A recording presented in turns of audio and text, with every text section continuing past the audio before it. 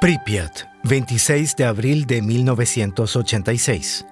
A solo 4 kilómetros, el reactor 4 de la central nuclear soviética de Chernóbil explotó a la 1:23 de la madrugada. 36 horas después, Pripyat era una ciudad fantasma, radiactiva, peligrosa e inhabitable. Por sus consecuencias a largo plazo, la catástrofe de Chernóbil es el suceso más destacado del siglo XX. La energía nuclear se consideraba absolutamente segura. Nadie esperaba nada malo de ella. Chernóbil marcó la política internacional y cambió para siempre la vida de muchas personas.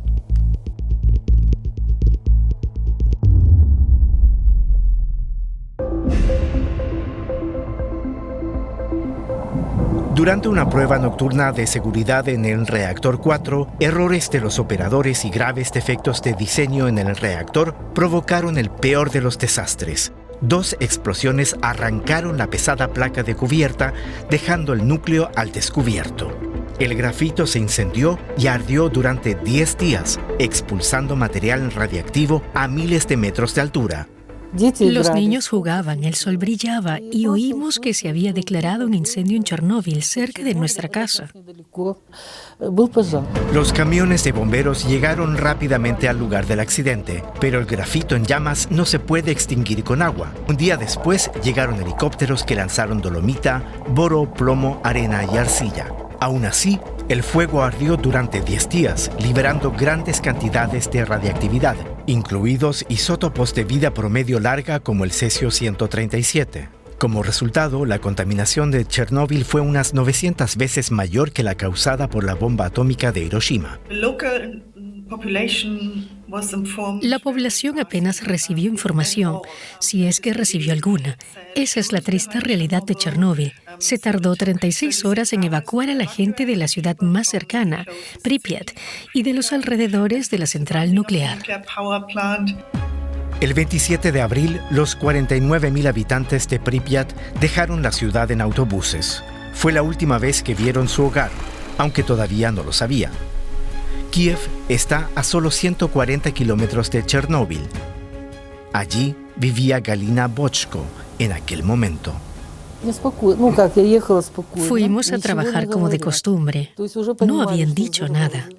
Todo el mundo sabía que había habido una explosión en un reactor, que había altos niveles de radiación en el aire y en el agua.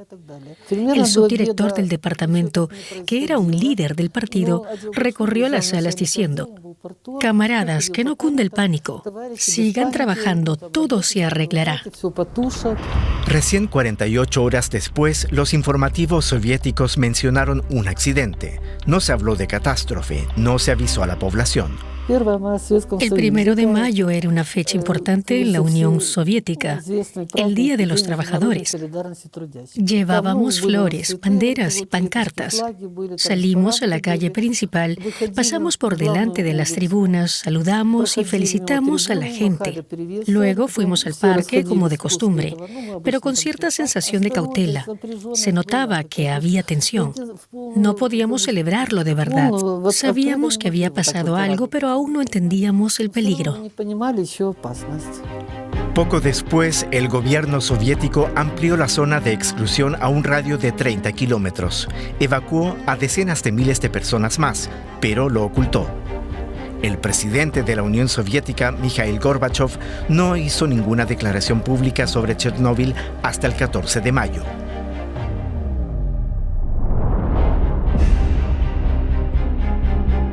En Europa se dio la voz de alarma tan solo 2 días después del accidente. Europa Occidental se enteró de la catástrofe a través de los operadores de la central nuclear de Forsmark en Suecia.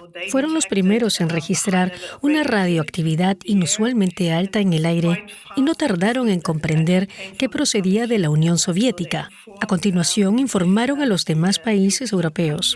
Las autoridades suecas alertaron al Organismo Internacional de Energía Atómica. El miedo comenzó a extenderse.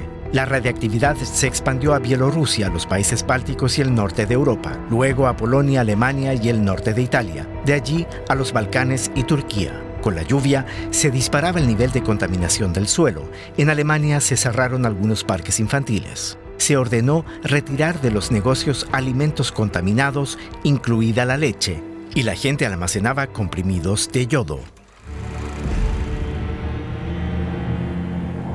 Tras 10 días, las 5.000 toneladas de material arrojadas sobre el reactor sofocaron el grafito en llamas y detuvieron la reacción en cadena.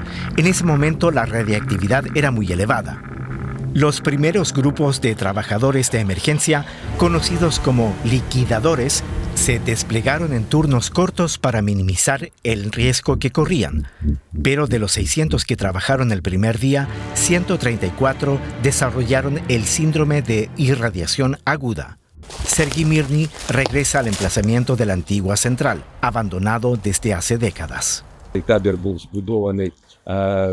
Este campamento lo instalaron el 1 de mayo de 1986 mis amigos y compañeros. Y en verano de aquel mismo año trabajé aquí durante 35 días como comandante de pelotón de una unidad de reconocimiento radiológico.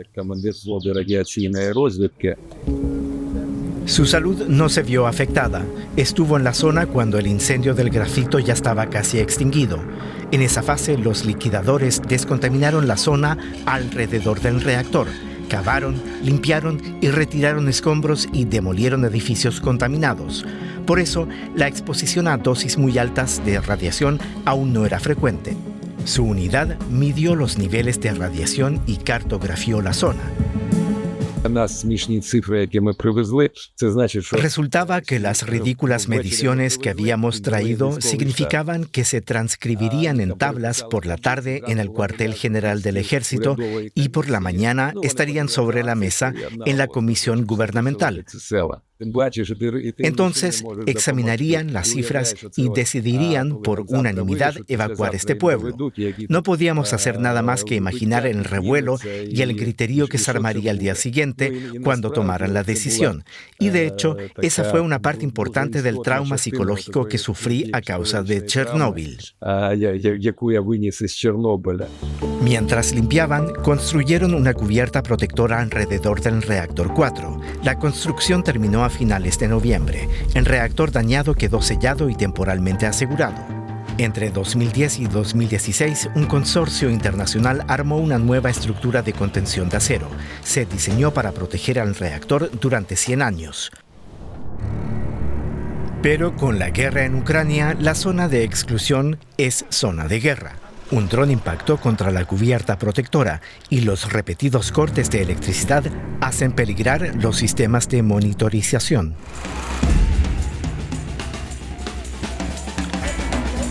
Las primeras centrales nucleares comenzaron a funcionar a mediados de la década de 1950 y casi al mismo tiempo empezó el movimiento antinuclear. No solo en Alemania.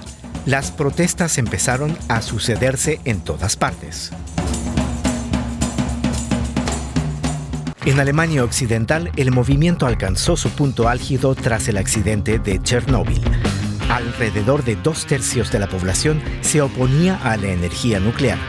La situación se agudizó con las protestas en Wackersdorf, Baviera, donde murieron 3 personas y unas 400 resultaron heridas.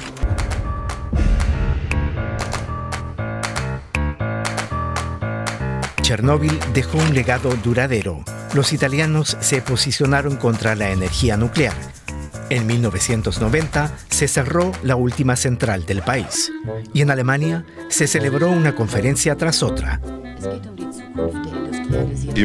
Siempre deberá verse en interés de la salud y la seguridad públicas. Así, en lo que respecta a las oportunidades y los riesgos que conlleva, no solo tenemos un deber hacia nuestros conciudadanos, sino también una obligación y una responsabilidad para con el mundo. En los años siguientes hubo muchas protestas en Alemania.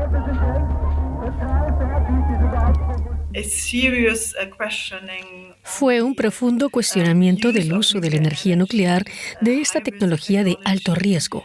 ¿Es realmente esto lo que debemos hacer o es demasiado peligroso? Dos figuras involucradas ya en los 80 fueron Joschka Fischer de los Verdes y el socialdemócrata Gerhard Schröder. Ambos liderarían el gobierno de coalición que en 2001 decidió eliminar gradualmente la energía nuclear en Alemania.